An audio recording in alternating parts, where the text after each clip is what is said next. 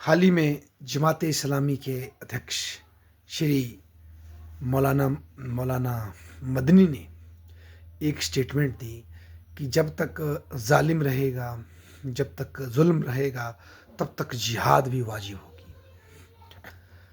वो जिहाद के कॉन्सेप्ट पे समझा रहे थे। हो सकता है ये उनका एक जनरल डिस्कशन हो, एक टॉपिक हो जो इस्लामिक तालीम में होता है। पर वैसे अगर हम इतिहास में देखें तो जमात इस्लामी वो संस्था है जिसने अपनी स्थापना से लेकर के आज तक भारत में इस्लामिक विचारधारा को, इस्लामिक कल्चर को, इस्लामिक राजनीति को आगे बढ़ाने की कोशिश की। हालांकि इसी जमात इस्लामी जब भारत का विभाजन हुआ तो जो इसकी ब्रांच पाकिस्तान में आई, बांग्लादेश में आई, वहाँ इन्होंने इस्लामिक राष्ट्र बनाने की बात की, इस्लामिक स्टेट बनाने की बात की, और भारत में ये सेकुलरिज्म की बातें करते हैं और सोच रहे हैं।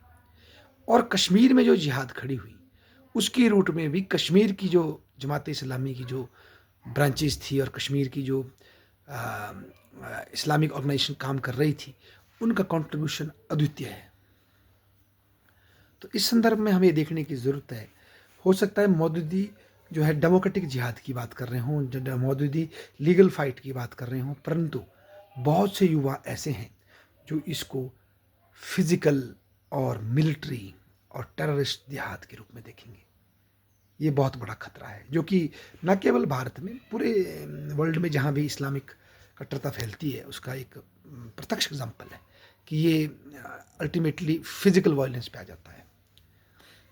तो इसको अगर हम कश्मीरी जो हमारे डॉक्टर मिले हुए हैं इस तरह की एक्टिविटीज़ में, जो पकड़े गए और कुछ बम फाड़ते हुए देखे गए, तो उस संदर्भ में देखें तो हमें ये जानने की कोशिश करनी चाहिए कैसे एक पढ़ा लिखा डॉक्टर जो कि फाइनेंशियली काफ़ी अच्छी स्थिति पर है, सामाजिक लेवल पे भी उसका स्तर अच्छा है, क्यों वो जिहाद करना चाहता है, क्यों वो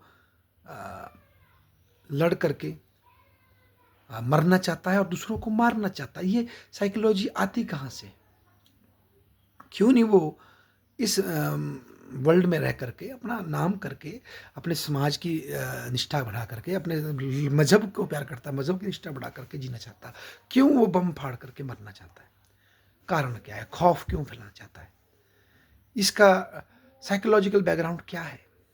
और क्या जो हमें कुछ लोग आतंकवादी गतिविधि करते दिखते हैं वही हैं, या इसका जो इंफ्रास्ट्रक्चर है, इसकी जो जड़ें हैं वो समाज में और भी गहरी हैं? इन प्रश्नों को अगर हम डील नहीं करेंगे तो बार बार फिर इस तरह की घटनाओं को हम सिंगली देखेंगे कि ये पहलगाम हो गया, ये दिल्ली में हो गया, ये अमरनाथ यात्रा में हो गया, ये कुछ कहीं और इंसिडेंट्स हो गया, और हम इसको सिंगल करके देखेंगे और फिर इसकी इसकी वजह से हमारी जो एक कंप्लीट थ्योरेटिकल पर्सपेक्टिव वो बिल्ड नहीं हो पाएगा। यदि हम देखें पाकिस्तान की स्थापना के समय ही उसे रियासत मदीना, नई रियासत मदीना के संदर्भ में उसके विचारक लिख रहे थे। उनका ये मानना था कि हमने एक ऐसा इस्लामिक स्टेट खड़ा करना है, ना कि एक राष्ट्र खड़ा करना है, इस्लामिक स्टेट खड़ा करना है जो कि नई रियासत मदीना होगी। और मदीना में जब इस्लाम खड़ा हुआ उसके बाद से फिर मदीना से उसका एक्सपेंशन पूरी दुनिया में हुआ।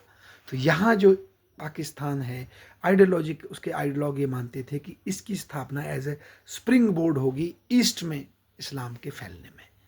और आप पाएंगे अपनी स्थापना के बाद से ही कबाइलियों के माध्यम से ही नॉन स्टेट एक्टर लेकर के जिहाद की प्रक्रिया शुरू हुई और उसमें किलिंग शुरू हुई। और इस किलिंग में ना केवल हिंदू या बौद्ध या जो नॉन मुस्लिम हो तो मरेंगे ही मरेंगे या मरे, पर जो मुस्लिम है वो भी मारे गए। पर मुस्लिम को मारने का रीज़न कई हो सकते हैं कि भाई वो मुखबिर है भारत का, सिक्योरिटी फोर्सेस में है, या हमारी बात नहीं सुन रहा है ना, या कोलेक्ट्रल गोलीबारी में मर गया। परंतु हिंदू को मारने का रीज़न होगा कि वो हिंदू है या वो बौद्ध है या जैन है, कि बेसिकली वो मुस्लिम नहीं है, सिख। तो ये इस तरह की जो जीनोसाइडल किलिंग हम देख रहे हैं शुरू से, इसको हम थ्योरेटिकली रिकॉग्नाइज नहीं कर रहे, और इसकी वजह से ये इस्लामिक जिहाद भारत में पनप रहा है। इसका काउंटर बयानिया हम खड़ा नहीं कर पा रहे। जब तक इसको काउंटर बयानिया के रूप में लड़ा नहीं जाएगा तब तक हम किसी डॉक्टर उमर या किसी एक आदमी को मार सकते हैं, कुछ संस्थाओं को पकड़ सकते हैं, पर इसका जो फ्यूल है वो चलता ही रहेगा। इसको रोकने के लिए हमें उस मानसिकता को, उस एजुकेशनल इंफ्रास्ट्रक्चर को जो रिलीजियस है, जहाँ से ये इस तरह का एक साइकोलॉजी बिल्ड होती है कि एक आदमी डॉक्टर बनने के बावजूद, एक कश्मीर की इलीट बेल्ट में पैदा होने के बावजूद वो जिहाद करना चाहता है, और जिहाद करके खुद को भी मारेगा और दूसरों को भी मारना चाहता है, और मरते समय भी वो किसी मस्जिद में जा कर के इबादत करके फिर अपने पवित्र मकसद पे आगे बढ़ना चाहता है।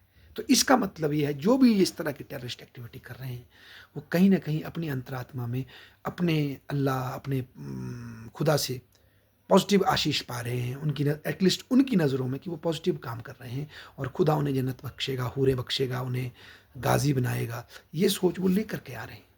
जब तक हम इस पूरे डिस्कोर्स को चैलेंज नहीं करेंगे, जो कुछ हद तक एक्स मुस्लिम्स कर भी रहे हैं, या तो ये बातें थमने वाली नहीं। कश्मीर में सरकार ने टूरिज़्म को बढ़ाया, वहाँ के लोगों की इनकम बढ़ाई, पर वहीं के लोग की इंटरनल सपोर्ट के साथ जो है वहाँ पर पहलगाम हो गया। बिना लोकल सपोर्ट के क्या टेररिस्ट एक्टिविटीज़ हो सकती है? जितने भी एक्सपर्ट पढ़ते हैं बताते हैं टेररिज्म के या इस तरह के वॉरफेयर के, ये बिना लोकल सपोर्ट के हो नहीं सकता, क्योंकि ये वॉरफेयर जो टेररिज्म है ये सिविलियन स्पेस से आकर के फिर मिलिट्री अटैक करता है। सिविलियन स्पेस में ही इसकी जड़ें होती हैं। और ऐसे में मैं मिस्टर अजय चुनानगो, जो कि कश्मीरी पंडित हैं, जो कि डॉक्टर हैं, जो कश्मीर में 90s में थे, उनका एक इंटरव्यू मैंने सुना और वो बता रहे थे किस तरह से उस टाइम के कश्मीर मेडिकल कॉलेज में जो कॉलेज थे वो जिहाद का गढ़ बने हुए थे। मतलब ये वाइट कॉलर क्लास पूरी तरह से इन्वॉल्व थी एक सेपरेट नेशन की स्थापना में। तो ये इंडोक्ट्रिनेशन जो इन लोगों की हो रही है, इसे हमें देखने की ज़रूरत है। वो इनर सॉफ्टवेयर जो आदमी को ऐसी मूर्खता या ऐसी हत्याएं करने के लिए प्रेरित करता है, उसको टैकल करने की ज़रूरत है। AK-47 तो रोकी जा सकती है, उनको रोक सकते हैं हम, लोगों की जानें बच सकती, पर अगर इस इनर सॉफ्टवेयर को ना रुका तो इस तरह से जो ये फैक्ट्री लगी है जिहाद की, ये चलती रहेगी और बहुत बड़े स्तर पर जो नॉन हिंदू हैं वो धीरे धीरे कई इलाकों से वो साफ हो जाएंगे, या पब्लिक स्पेस में उनमें खौफ पैदा हो जाएगा। और इस वॉरफेयर के आइडियोलॉजिकल बेसिस को अटैक करने की ज़रूरत है। अगर ऐसा ना हुआ तो इसके प्राइस तो हम दे ही रहे हैं। और पाकिस्तान से ये अज्यूम करना शुरू से कि पाकिस्तान की स्टेबिलिटी से भारत स्टेबल होगा, जो हमने शुरू से माना, ये एक बहुत बड़ी गलती थी। क्योंकि पाकिस्तान चाहे स्टेबल हो या अनस्टेबल हो, वो भारत का विनाश ही करना चाहता है। क्योंकि पाकिस्तान एक राष्ट्र की तुलना में एक स्टेट है जो कि इस्लामिक कट्टरपंथिता पर आधारित है, जो एक्सपेंशनिज्म चाहता है। तो आज वक्त है कि हम इस आइडियोलॉजिकल फाइट को आगे ले जाएं और इस बयानिए को तोड़ें, ताकि मुस्लिम समाज में भी जो लोग हैं वो इस तरह की जो जहन साजी है उसके खिलाफ बुलंद हों, उसका विरोध करें और भारत को फिर से महान और सुरक्षित बनाने में अपना योगदान दें। धन्यवाद।